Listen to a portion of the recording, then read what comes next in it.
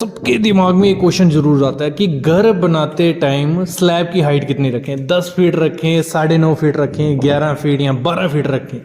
देखो, घर बनाना लाइफ का बहुत बड़ा इन्वेस्टमेंट होता है। आप टाइल बाद में चेंज कर सकते हो, पेंट चेंज कर सकते हो, फर्नीचर अपग्रेड कर सकते हो, लेकिन अगर स्लैब की हाइट गलत हो गई तो उसे फ्यूचर में चेंज करना बहुत मुश्किल हो जाता है और एक्सपेंसिव भी हो जाता है। और सबसे इंटरेस्टिंग बात यह है कि जब हम घर बना रहे होते हैं, हर आदमी एडवाइस देता है। जैसे ठेकेदार बोल देगा कि आप 10 फीट रख लीजिए, 9.5 फीट रख लीजिए, क्योंकि ठेकेदार आपको ज़्यादा हाइट रखने नहीं देगा, क्योंकि पैसे अगर उसके लगने वाले, लेबर उसकी लगने वाली है, वो आपको 10 फीट से ऊपर जाने नहीं देगा, वो 9.5 फीट ही रखेगा। ये आगे मैं सारी बातें आपको बताऊंगा। कोई बोलता है 12 फीट रख लो, लग्जरी फील आएगी, लेकिन एक्चुअल में कौन सी हाइट बेस्ट होती है, 9, 10, 11, 12, वो आज इस वीडियो में मैं आपको पूरी कंप्लीट करूंगा, सिंपल भाषा में बताऊंगा। और इस वीडियो के बाद एक अच्छी स्लैब हाइट आप रख सकते हो। सबसे पहले इंपॉर्टेंट चीज़ है, स्लैब हाइट नापनी कहाँ से होती है। देखो, जब भी ठेकेदार आपके घर में स्लैब हाइट रखने जाता है ना, वो बोलता है कि मैं 10 फीट हाइट रखूंगा।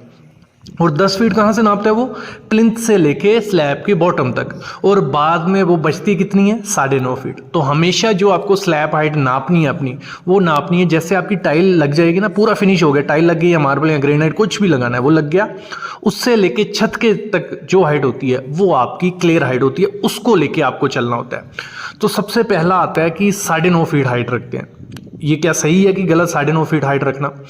देखो, मैं बोलता हूँ अगर इंडिपेंडेंट हाउस है, मतलब आपको मेरे ख्याल में तो 9.5 फीट अवॉइड करनी चाहिए, क्योंकि रूम थोड़ा भरा भरा सा लगेगा, हाइट कम होगी ना, गर्मी ज़्यादा फील होती है। फॉल सीलिंग आप नहीं बना सकते हो, और फ्यूचर में रेनोवेशन तो कर ही नहीं सकते, क्योंकि फ्लोरिंग लगानी है या चेंज करनी है तो वो पॉसिबल नहीं है। तो मेरे ख्याल में 9.5 फीट हाइट आपको देनी नहीं है। फिर आती है बात 10 फीट हाइट। ये बैलेंस्ड ऑप्शन है, मतलब 10 फीट कौन सी बोल रहा हूँ मैं? क्लियर। जैसे आपकी टाइल हो जाएगी, उधर से अगर हम नापेंगे छत के नीचे तक, तो हमें 10 फीट हाइट मिल जाएगी।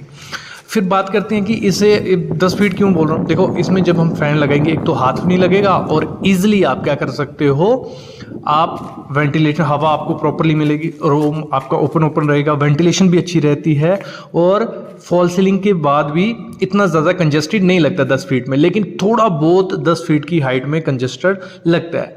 और कंस्ट्रक्शन कॉस्ट भी कंट्रोल में रहती है, इतनी ज़्यादा कंस्ट्रक्शन कॉस्ट इसमें नहीं जाती है, 10 फीट के साथ जा सकते हो। फिर आता है 10.5 फीट। मेरे ख्याल में ये बेस्ट ऑप्शन रहता है। आगे 11 फीट 12 फीट पे बताऊंगा क्या होता है। 10.5 बेस्ट रहता है, क्योंकि ये स्मार्ट ऑप्शन है। इसमें आप फॉल सीलिंग भी कराओगे तब भी कोई इशू नहीं है, प्रीमियम सा लगेगा, बड़ा सा रूम लगता है, रूम भी स्पेशियस लगता है, और फ्यूचर में अगर टाइल चेंज करवानी है, रेनोवेशन करनी है, तो वो भी पॉसिबल हो पाती है। फिर बात करते हैं 11 फीट हाइट रखें कि नहीं रखें। देखो, 11 फीट प्रीमियम और कंफर्टेबल तो रहता ही रहता है, क्योंकि देखने में लग्जस लगता है, क्योंकि जितना बड़ा होगा आपकी जो लिविंग रूम है ना, मैं बोलता हूँ वहाँ आप 11 फीट रख सकते हो। अगर ओपन लेआउट है वहाँ पे, प्रीमियम इंटीरियर देना है वहाँ पे, फॉल सीलिंग भी आराम से हो जाएगी। लेकिन इसमें क्या होता है, 11 फीट हाइट में कॉस्ट थोड़ी बढ़ने लग पड़ती है। कोई भी ठेकेदार होगा वो आपसे एक्स्ट्रा खर्चा मांगने लग पड़ेगा जब आप क्या करते हो, 11 फीट हाइट डिमांड करते हो। लेकिन एक चीज़ का और फायदा है इसमें, थोड़ा वेंटिलेशन आपको होता है। फिर आता है 12 फीट। आज अब मैं भी काफ़ी टाइम आपको बोलता रहता हूँ कि 10 से 12 फीट हाइट रखो। 12 फीट हाइट घर के लिए, उन्हीं के लिए अच्छा है जिनको बजट का कोई इशू नहीं है, क्योंकि बजट इससे बढ़ता है। 12 फीट हाइट रखोगे बढ़ेगा। और सबसे बड़ी गलती क्या होती है, 12 फीट हाइट हम रख लेते हैं जब हमारे बेडरूम, किचन या रूम का साइज छोटे होते हैं, 10 बाई 10 या 10 बाई 12 या 10 बाई 14।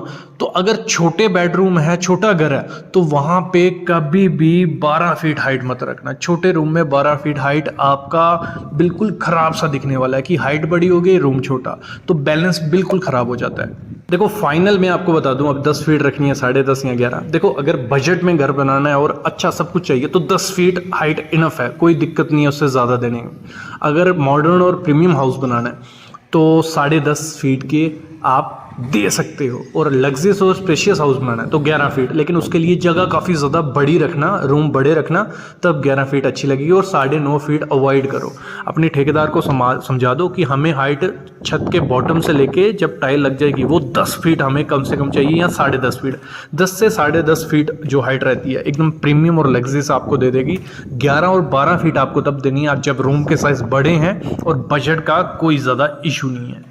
अब इसी में हमारा सबका निकल के आता है कि डबल हाइट लिविंग रूम बनाए कि नहीं, कि मतलब जो हमारा एंट्री एरिया हो वो एकदम प्रीमियम और लग्जरियस तभी लगता है जब वो थोड़ा बड़ा हो, आलीशान हो। ये सबको पता है कि डबल हाइट देना बेटर है कि नहीं। देखो नॉर्मल मैंने कहा 10 से 11 फीट नॉर्मल हाइट होती है घर की, ठीक है। डबल हाइट कितनी होगी? 20 से 22 फीट, मतलब कुछ ऐसा आपका लिविंग रूम दिखेगा। जैसे आप डोर खोलोगे तो बड़ा सा लिविंग रूम दिखेगा। देखो इसके फायदे भी है, नुकसान भी है, मैं समझा देता हूँ। और मेरी रिकमेंडेशन है, अगर आपको लग्जरियस घर चाहिए तो डबल हाइट बहुत प्रीमियम लगता है अभी। तो इसके फायदे ही हैं, लग्जरी फील आएगी, नेचुरल लाइट भी घर में रहती है क्योंकि खिड़की हम बड़ी बड़े साइज़ की कर देते हैं, वेंटिलेशन भी अच्छी होती है और अच्छा दिखने लग पड़ता है। लेकिन ध्यान क्या क्या रखना है, वो बहुत इंपॉर्टेंट चीज़ है। कब हम इसको बना सकते हैं, कब नहीं बना सकते, वो आपको पता होना चाहिए। देखो डबल हाइट हर जगह नहीं रख सकते, मतलब हर घर में डबल हाइट पॉसिबल ही नहीं है। अगर आपका घर 600 स्क्वायर फीट से कम है तो मैं तो रिकमेंड करता हूँ नहीं बनाओ। 1000 स्क्वायर फीट से ज़्यादा है फिर आप डबल हाइट कर सकते हो। अगर 600 से 1000 स्क्वायर फीट के बीच है तो सिर्फ आपको करना क्या है, जो आपका एंट्री एरिया है, मतलब वहाँ जहाँ 8x10 का एरिया या 10x10 का पोर्शन, उसको आप डबल हाइट कर दो, बाकी का घर नॉर्मल कर दो। लेकिन अगर 10,000 स्क्वायर फीट से ज़्यादा है तो फिर आप पूरा एरिया कवर कर सकते हो डबल हाइट में और प्रीमियम सा लग्जरियस लगता है। लेकिन इसमें दिक्कतें ये हैं, फ़ैन वहाँ हवा नहीं पहुँचा पाएगा। आपको सेंटर एसी या एसी की प्लानिंग प्रॉपर करनी पड़ेगी। 1-2 एसी आपको मस्ट लगाने पड़ेंगे, या तो आप जो वॉल फ़ैन होते हैं, HBLS फ़ैन होते हैं, तो ये कर सकते हो। मेंटेनेंस बहुत ज़्यादा मुश्किल हो जाती है क्योंकि पेंट, क्लीनिंग, कर्टन चेंज करना बहुत ज़्यादा मुश्किल है, क्योंकि डबल हाइट है उसके लिए अलग से आपको मेंटेनेंस करनी पड़ेगी। घर बनाते कॉस्ट बढ़ेगी क्योंकि बड़ी बड़ी विंडोज़ लगाएंगे, एक्स्ट्रा स्काफोल्डिंग होगी, कस्टम लाइट्स होंगी, तो ये चीज़ें आपको करनी पड़ेंगी। देखो अगर आपका बजट कम है तो डबल हाइट के लिए मत जाओ, लेकिन अगर बजट का कोई इशू नहीं है तो डबल हाइट के लिए मस्ट जाओ। बहुत प्रीमियम घर लगता है और वेंटिलेटेड और लाइट तो उसमें रहने ही वाली है।